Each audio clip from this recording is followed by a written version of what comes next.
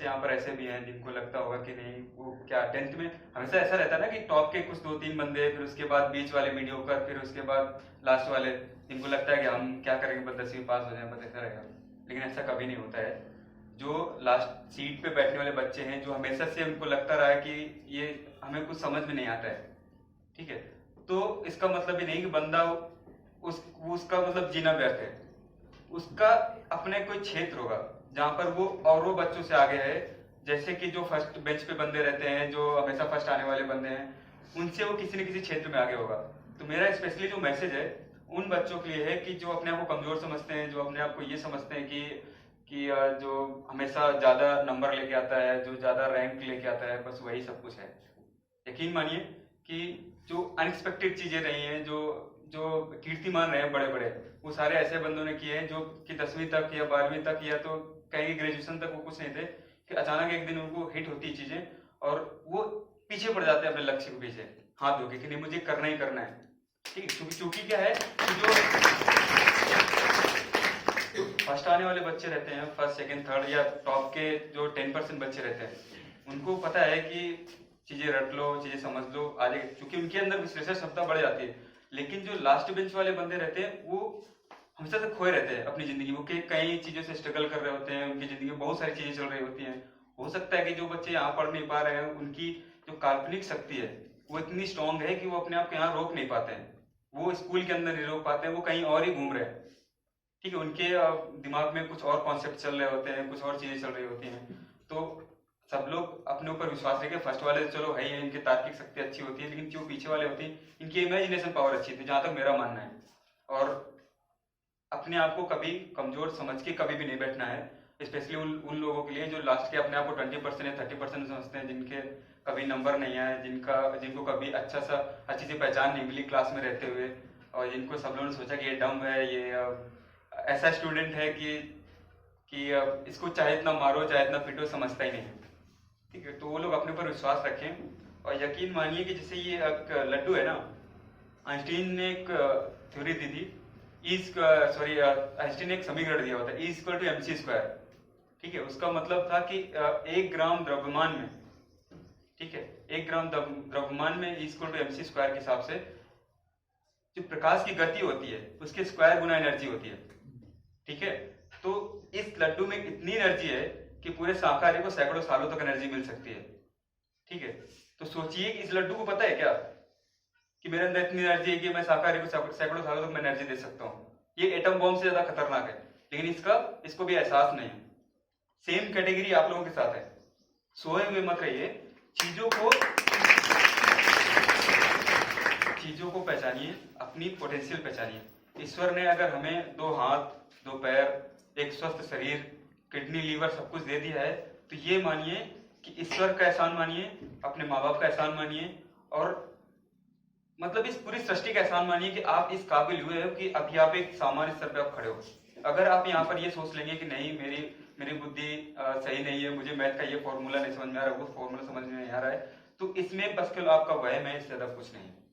आप बस केवल एक बार फोकस करिए, सब कुछ आ जाएगा, कोई डाउट नहीं है। हर एक चीज तार्किक तौर पर तैयार की जाती है। आप जैसे 10वीं तक के बच्चे हैं, आपको लगता है कि कोई सब्जेक्ट कठिन है, एक्चुअली सब्जेक्ट कठिन नहीं होता है, वो मनोवैज्ञानिक तौर पर आपके लिए डिजाइन किया हुआ था। अगर जैसे आप अभी 10वीं में हो, आपको कोई सब्जेक्ट कठिन लग रहा है, आप जब 12वीं में जाएंगे तो आपको यही सेम 10th की चीजें सरल लगने लगेंगी। क्यों? क्योंकि आपका स्तर वहां पर जाके बढ़ चुका है। आपकी मनोवैज्ञानिक शक्ति होती है, वो साइकोलॉजिकली आप इतना स्ट्रांग हो चुके होते हो वहां पर। लेकिन यहाँ पर क्या है, आप अपने आप को कमजोर समझ के रखे हो, यार अभी बताओ इतनी सारी चीजें, इतनी मोटी बुक देख के परेशान हो जाते हो, वो सब मत देखो। आप यहाँ पर ये चीज देखो कि यहाँ पर किताब में जितनी चीजें दी हुई हैं, जितनी सारी चीजें, वो आपकी लाइफ के तौर पर आपके लिए इंपॉर्टेंट है, केवल एग्जाम के पर्सपेक्टिव से नहीं, आपकी लाइफ के लिए भी जरूरी होती है। आप यहाँ से चीजें सीखोगे, आप कल को उसको अप्लाई करोगे। जो चीज आप यहाँ पर सीखोगे, कल वहां पर जाके आप उससे कंपेयर करोगे कि हमने तो ये पढ़ा हुआ है और हमें बताया ये गया है, तो आज ये समाज में ये हो रहा है, तो किस हिसाब से आप कंपेयर करोगे? अगर आपके पास डेटा नहीं रहेगा, आपने कुछ पढ़ा नहीं होगा, आपने कुछ चीजें ना समझी नहीं होंगी, तो बाद में आप किससे तुलना करेंगे? जब आप किसी देखो,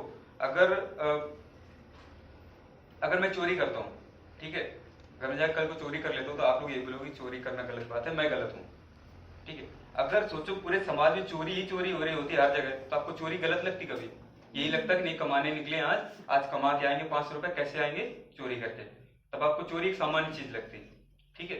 लेकिन अभी क्या है, अभी सब कोई अपना अपना कमा रहा है, सब लोग अपनी मेहनत से खुद खा रहे हैं। तो अभी हमने एक एग्जाम्पल सेट किया कि अगर कोई चोरी करता है दूसरे का खींच के खाता है तो गलत बात है, ठीक है। तो जहां पर अच्छा और बुरा दोनों होगा तब वहां पर आप अच्छे से कंपेयर कर पाओगे बुरे को, तब आपको पता चलेगा गलत क्या सही क्या है। तो इसी तरीके अगर आपकी लाइफ में अगर आप चाहते हो कि आप आगे स्तर पे लीड करो सबको, आप एक समाज के समाज में अग्रसर होकर अगर आप काम करो या सोसाइटी में कहीं भी, तो आपको यहाँ पर आपको नॉलेज ना एक्वायर करनी पड़ेगी, आपको नॉलेज ना गेन करनी पड़ेगी। केवल एग्जाम में अच्छे नंबर आ जाना ही पढ़ाई का एकमात्र लक्ष्य नहीं होता है। आप लोग कल सब बड़े होंगे, इसमें कोई डाउट नहीं है। आप आज से 10 साल बाद सबकी अलग अलग जगह होगी, कोई कहीं पर होगा, कोई कहीं पर होगा, कोई घर संभाल रहा होगा, कोई सोसाइटी संभाल रहा होगा, कोई सबके अलग अलग स्थान होते हैं। लेकिन वहां पर जाके आप एक संतुलित तरीके से आप सामाजिक ज्ञान को साथ में लेके, नैतिक शिक्षा को साथ में लेके और आप साइंस को साथ में लेके आप कैसे समाज को बनाते हो, वो इम्पोर्टेंट है। नौकरी तो चलो ठीक है, जिसको सरकारी नौकरी मिली वो भी जिंदगी काटेगा, जिसको नहीं मिली वो भी जिंदगी काट रहा है, और सब ये तो कंपेयर करने वाली चीज हो गई, इसमें कोई बड़ी बात नहीं। मेन चीज है कि आप लोग समाज के रचयिता हो, आप लोगों से ही बनेगा। अगर समाज के रचयिता का अगर नींव कमजोर रहेगी तो फिर समाज कैसे क्रिएट होगा? तो एग्जाम के व्यू से आप लोग मत पढ़िए, आप लोग इस व्यू से पढ़िए कि आप लोग कल कितने स्ट्रॉन्ग बनेंगे, उसका बेस यहाँ पर तैयार हो रहा है। आप लोग जो पढ़ेंगे, आप लोग जैसे नॉलेज एक्वायर करेंगे, आप ना निष्पक्ष रहिए, आप किसी का साइड मत लीजिए, आप सारे डेटा को एक साथ रख के आप उस चीजों को मनन करो, समझो, तुरंत किसी पे डिसीजन मत लीजिए।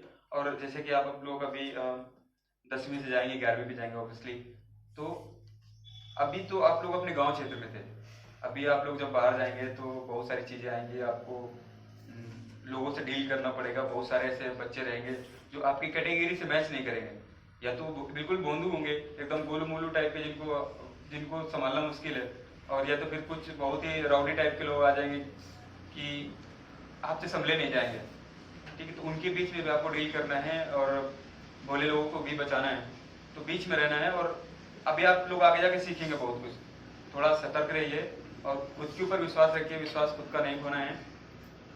और पढ़ाई तो मोस्ट इम्पोर्टेंट ही है आपके लिए, अभी तक समझ लीजिए। ऐसा मैं नहीं कह रहा हूँ कि बस केवल नौकरी के लिए ही पढ़ना है, इसलिए पढ़ना है कि आप लोग खुद को सशक्त बना सके, समाज को